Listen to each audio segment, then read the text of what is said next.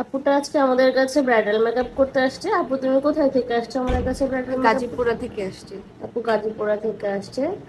তো শুনে নিবো আপু কেমন লুক চাচ্ছে। তো বলো আপু তুমি আমি কেমন লুক আজকে চাচ্ছ? আমার স্কিন কালার হবে, বেশি ব্রাইট আমি চাই না। আর হচ্ছে আমার লাইনারটা শর্ট হবে, টানা আমি আই লুক করতে চাই না, একটা ফ্রেশ ফ্রেশ লুক চাই।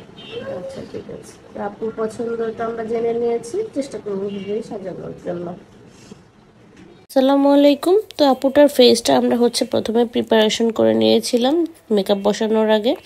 তো এরপর আমরা হচ্ছে আপুটার মুখে হচ্ছে বেস মেকআপটা বসিয়ে নিচ্ছিলাম।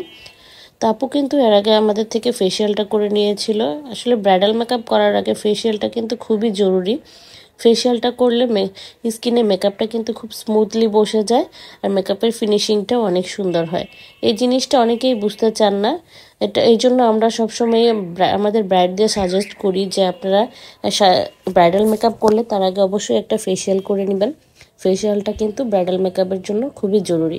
অনেক সময় দেখা যায় যে অনেক আপুরা বাসায় কিন্তু ওইভাবে স্কিন কেয়ার করে না।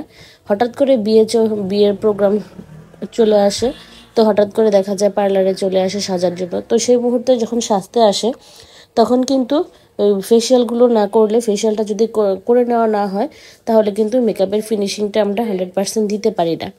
তো হচ্ছে দেখেন, দেখতে দেখতে কিন্তু সাজ কমপ্লিট হয়ে গিয়েছে। আপুর সাজটা কমপ্লিট হয়ে গিয়েছে। আপু বলো তোমার সাজ কেমন লাগছে? আমার খুবই ভালো লাগছে, আমি যেভাবে চাইছি ঠিক সেরকম করে করে দিচ্ছে। তোমার একদম মন মতো হয়েছে? জি।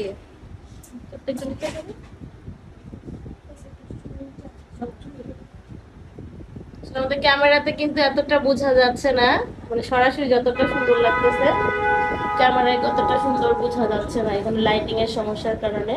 আপুকে কিন্তু অনেক সুন্দর লাগতেছে মাশাআল্লাহ।